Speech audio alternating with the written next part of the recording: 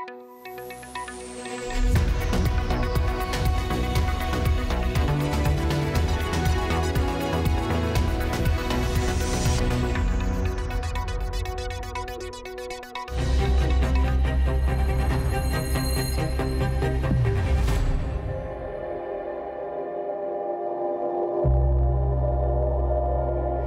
sejahtera dan selamat Hari Malaysia. Anda bersama saya, Cynthia Eng dalam Sabah Memilih. Tumpuan kita seperti biasa bukan sahaja melihat kepada perkembangan politik dalam kita menuju ke pilihan raya negeri Sabah pada 26 September depan. Kami juga membawakan cerita dan suara rakyat serta aspirasi warga negeri Sabah sendiri yang akan menjadi fokus kempen pilihan raya kali ini. Dan untuk hari ini, tumpuan pastinya terarah kepada pelancaran manifesto oleh Gabungan Rakyat Sabah yang berlangsung di Kota Kinabalu sekitar jam 2.30 tadi. Wakil Astro Awani di sana, Shah Harizal, ada perinciannya. Tetapi sebelum kita lintas langsung dengan Shah, saya ingin membawa tumpuan anda ke Lahad Datu terlebih dahulu. Antara isu utama di Lahad Datu ialah isu penempatan perkampungan atas air Sabah yang perlu dilihat secara holistik oleh semua pihak. Isu berkaitan status pemilikan tanah, hak sempadan, penyediaan infrastruktur asas termasuk keperluan berkaitan keselamatan. Dan isu penempatan ini tidak wajar menjadi model politik setiap kali pilihan raya. Ikuti tinjauan editor kanan Astro Awani Nazri Kahar di perkampungan air Kampung Puyut di N62 Silam di Lahad Datu. Ini merupakan pengalaman kali pertama saya datang dan menjenguk sendiri kehidupan masyarakat di perkampungan air di negeri Sabah ini, dan kini saya berada di Kampung Puyut di N62 Lahad Datu. Perkampungan ini sudah pun wujud lebih 50 tahun lalu, dibina ataupun diterokai oleh penduduk tempatan pribumi Sabah, tetapi hari ini perkampungan ini sudah pun besar dan segala kemudahan yang disediakan tidak memadai. Biarpun mereka memiliki bekalan elektrik dan juga air bersih, tetapi kebanyakan di kawasan yang lebih hujung di atas air ini, mereka terpaksa menarik bekalan air dan juga elektrik secara tidak sah. Pastinya agak menyukarkan kehidupan di sini, dan kita ingin mengetahui apakah aspirasi dan juga kehendak masyarakat tempatan. Mereka bukan orang asing, mereka penduduk sah Sabah, pribumi Sabah, tetapi mereka memilih untuk tinggal di kawasan perkampungan air ini kerana tidak memiliki tanah, dan apatah lagi nasib mereka tidak menentu. Kemungkinan akan dipindahkan, pemaju akan membina pembangunan di sini. Kita dengar pandangan dan juga pendapat penduduk di Kampung Puyut di Lahad Datu ini.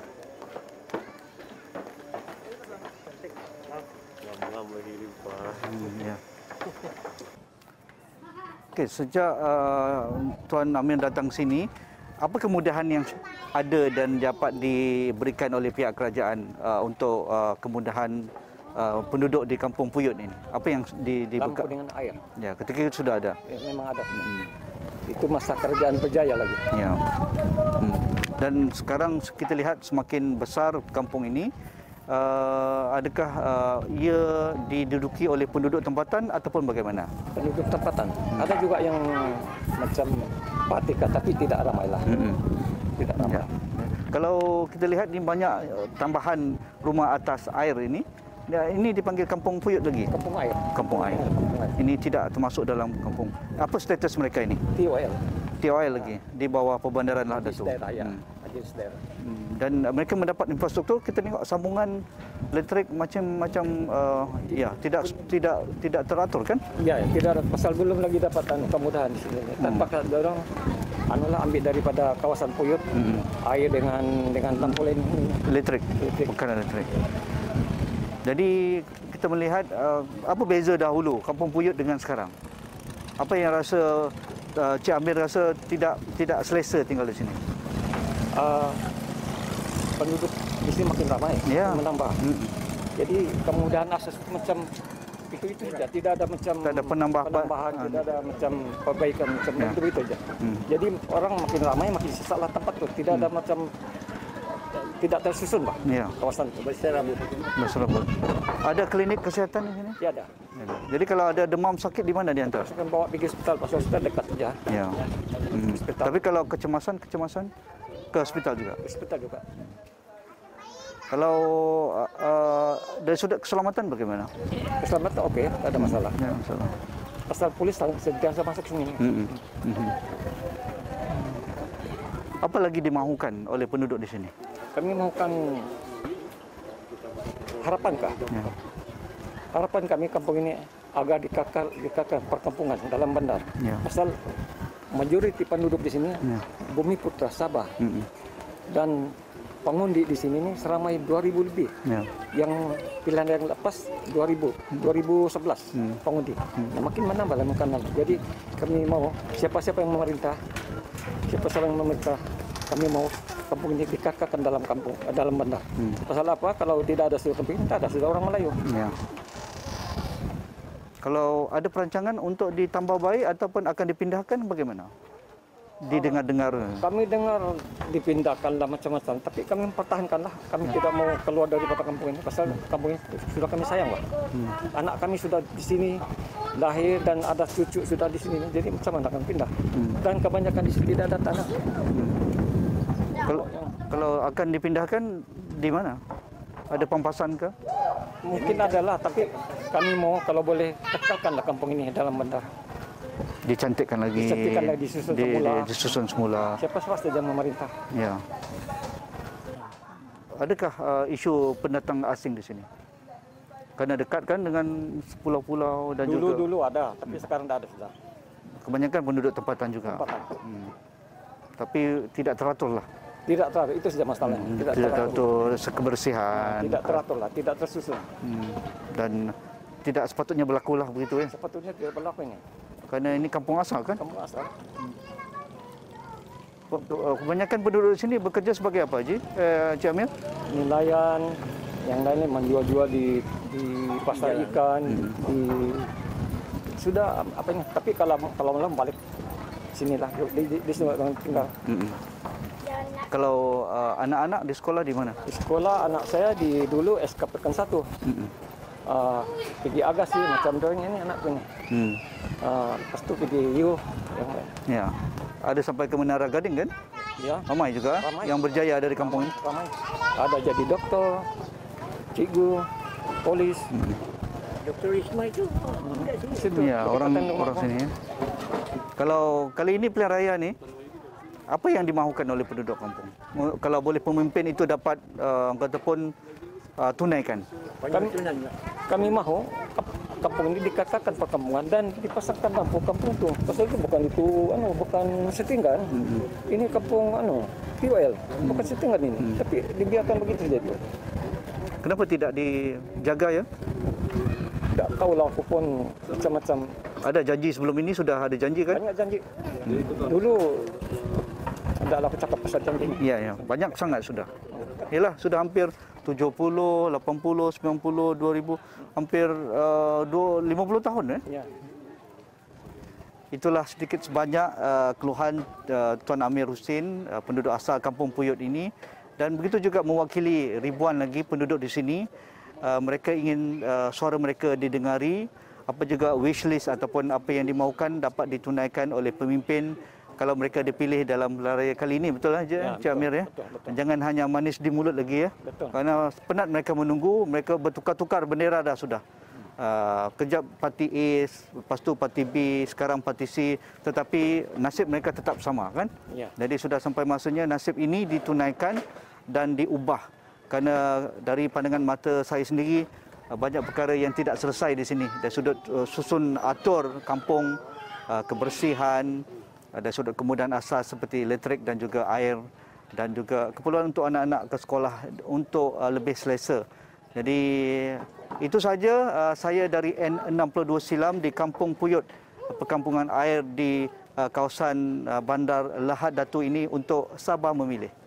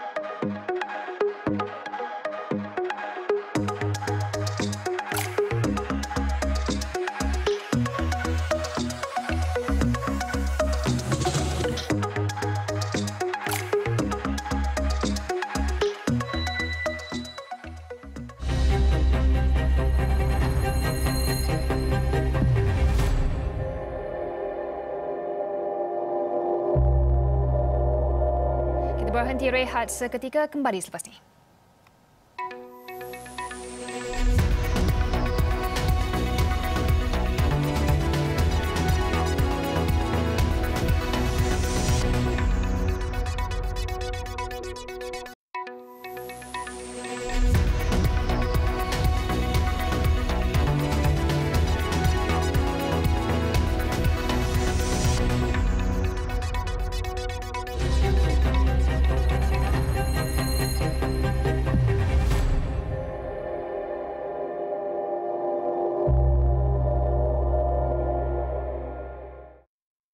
Salinan aku janji tadi diserahkan pada saya selaku Perdana Menteri, bukan Ketua Menteri Sabah. Ialah kerana antara perkara yang tersenarai di dalam aku janji itu adalah perkara-perkara yang ada hubung kaitnya dengan urusan kerajaan persekutuan. Sebahagian yang lain itu juga adalah urusan kerajaan negeri. Maka gabungan perkara-perkara yang berkaitan dengan negeri dan juga kerjasama dengan kerajaan persekutuan itu dianggap agak utama dan penting untuk kita tawarkan satu tawaran baru yang jauh lebih baik daripada apa yang ditawarkan oleh warisan untuk rakyat di negeri Sabah ini.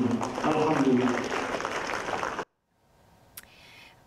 Baik, berikut tadi ialah Perdana Menteri Tan Sri Muhyiddin Yassin di pelancaran manifesto Gabungan Rakyat Sabah di Kota Kinabalu, dan bersama kita di talian ketika ini ialah Shah Hairizal, Wakil Astro Awani Sabah yang berada menghadiri pelancaran manifesto GRS tadi. Shah, kita semua sedia maklum bahawa pilihan raya negeri Sabah kali ini adalah satu snap election ataupun pilihan raya mengejut yang disebabkan oleh pertembungan politik. Jadi Shah, melihat kepada sentimen di akar umbi berdasarkan perbualan Shah dengan rakyat Sabah sendiri, adakah manifesto ini akan menjadi antara faktor penentu undi rakyat Sabah pada 26 September nanti? Baik, Sin, serba ringkasnya kerana kita untuk hari ini saya belum lagi melakukan tinjauan bersama orang ramai, tapi kepada sebelum ini sebenarnya saya berkesempatan untuk bertemu dengan rakyat di negeri Sabah, khususnya pengundi-pengundi yang berada di beberapa daerah, dan kalau kita kirakan rakan-rakan tugas seperti Asim, Hasan, Rizal Abdullah juga ada membawakan perkembangan berkenaan dengan apa yang diperkatakan oleh rakyat. Sebenarnya ada yang diperkatakan itu sebenarnya juga ada termaktub di dalam manifesto ataupun aku janji yang dilancarkan oleh Yang Amat Berhormat Perdana Menteri Tan Sri Muhyiddin Yassin tadi, yang kalau secara terperincinya kita akan bawakan nanti, kerana kita juga rakan-rakan media masih lagi menantikan perincian yang sebenar bagaimanakah, apakah 9 perkara yang manifesto yang aku janji ini yang bakal dilaksanakan, yang bakal diberitakan kepada pengundi-pengundi pada pilihan raya negeri PRN Sabah ke-16 ni. Sin, kalau kita lihat memang ada perkara-perkara yang dibangkitkan itu memang sangat kena dan sangat signifikan dengan apa yang disuarakan oleh rakyat, antaranya berkenaan dengan masalah ekonomi, dan ada juga yang berkait tentang mereka yang berada di luar bandar, masalah pembangunan dan sebagainya. Ada yang termaktub di situ, dan apa yang lebih penting, apa yang diperjuangkan, kerana rakyat di negeri Sabah ketika ini semuanya semakin ingin tahu sebenarnya apakah yang bakal berlaku, adakah betul janji yang dijanjikan sebagai 100% yang bakal ditunaikan ini, adakah ia termaktub sekali dan termasuk di dalam perkara yang sering kali kita dengar, iaitu perjanjian Malaysia 1963 atau MA 63 ini. Dan pastinya itu yang sangat dinanti-nantikan, kerana hasil daripada jika terlunasnya perkara ini, maka Sabah mungkin menjadi salah satu negeri yang sangat maju di negara ini. Sin. Okey Shah, saya ingin memetik perkataan yang disebut oleh Tan Sri Muhyiddin Yassin tadi, iaitu tawaran baharu untuk rakyat Sabah dalam pilihan raya negeri kali ini. Apa sebenarnya yang dimaksudkan beliau tawaran baharu tersebut? Saya faham Shah belum sempat untuk meneliti dengan terperinci manifesto tersebut, tetapi apakah gambaran diberikan oleh Tan Sri Muhyiddin Yassin mengenai tawaran tersebut? Baik, Sin, saya tidak sempat, kami rakan media sebenarnya tidak sempat untuk menembuh secara langsung kepada Tan Sri Muhyiddin Yassin, tapi kami berkesempatan untuk bertanya terus kepada pengurusi UMNO Negeri Sabah itu Datuk Seri Bong Mohtaradin sendiri yang sejurus daripada majlis pelancaran tersebut, dan beliau berkata antara serba sedikit apa yang dimaksudkan di dalam manifesto tersebut adalah berkenaan dengan sesuatu yang baharu. Ini adalah berkenaan dengan bagaimana mereka akan meningkatkan, melonjakkan ekonomi, kerana katanya ketika ini ekonomi negeri Sabah begitu mundur 0.54% daripada 8% KDNK negeri Sabah sebelum ini, dan katanya jika berterusan maka ini mungkin akan menjadi kepada 0% jika pentadbiran yang sama masih lagi dipimpin oleh parti yang ada sebelum ini.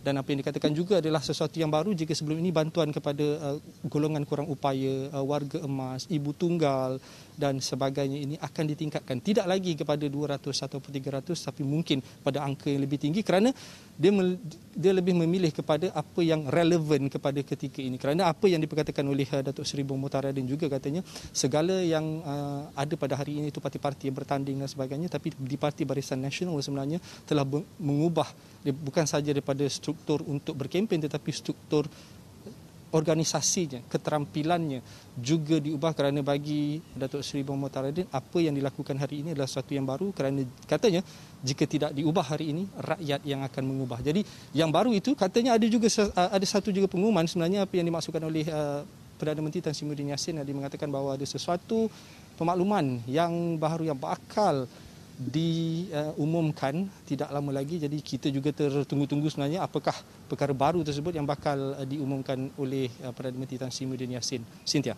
Baik, itu kita akan nantikan. Tetapi kita juga nak fahami bagaimana nak faham psiki rakyat Sabah sendiri, kerana isu-isu yang masih menjadi kebimbangan rakyat Sabah masih isu yang sama sejak bertahun-tahun lamanya ketika zaman BN maupun warisan maupun parti-parti lain.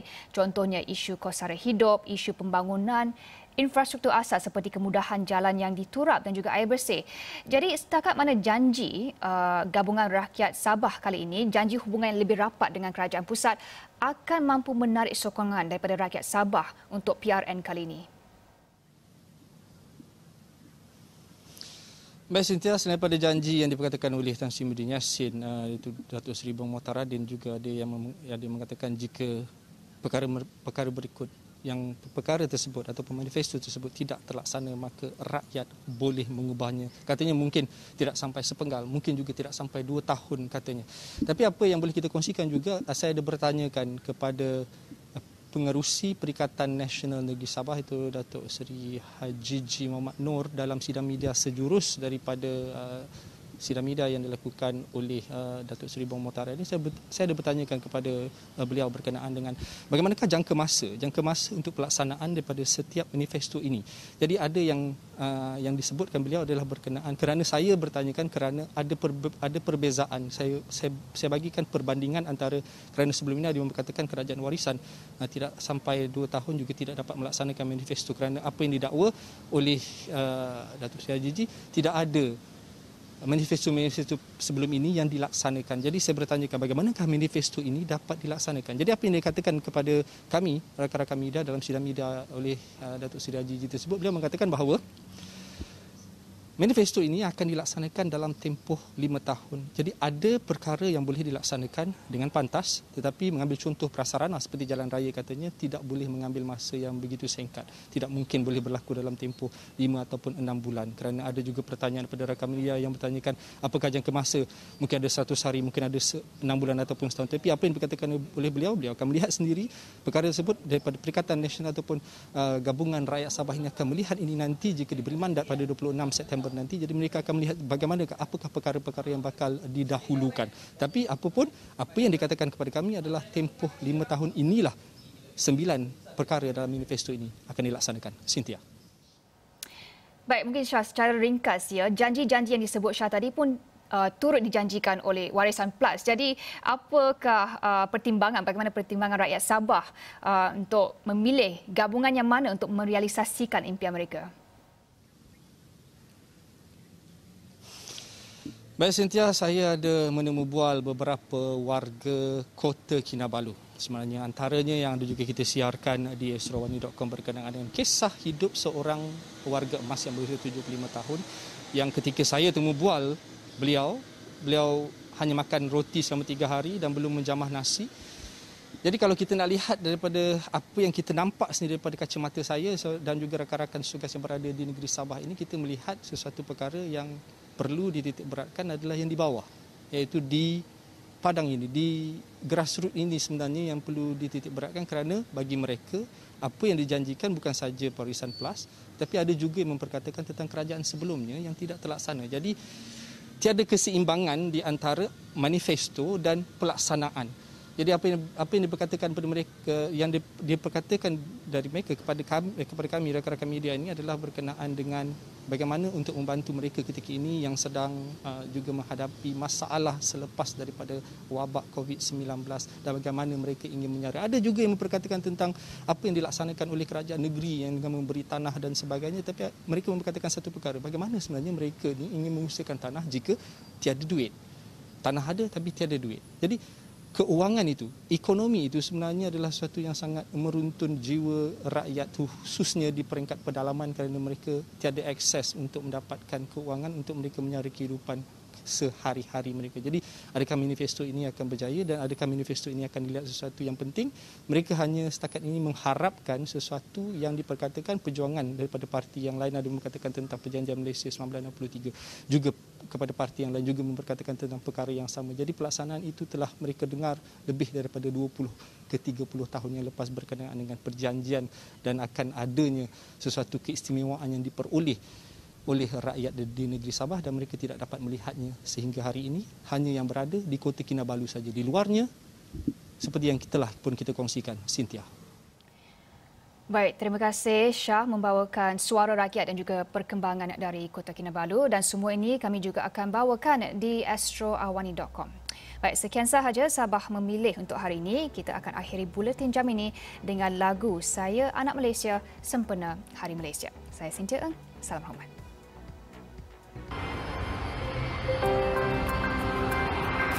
Jalan untuk tertubuhnya negara baru Malaysia itu sudahlah terbentang dengan jelasnya.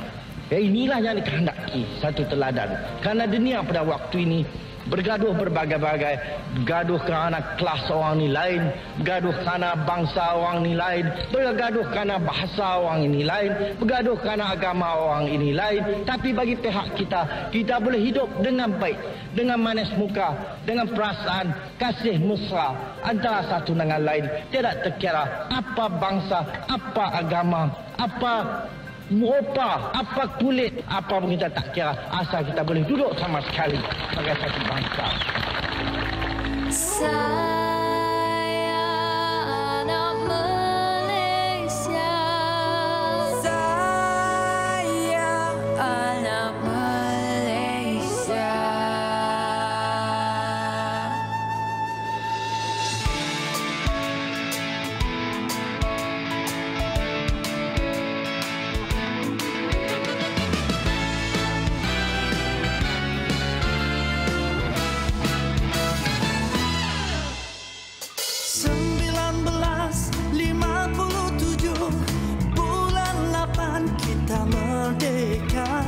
Setelah dijajah oleh Portugis, Kami asing dan orang Inggris. Saya anak Malaysia. saya anak Malaysia. Saya anak Malaysia. Saya anak Malaysia.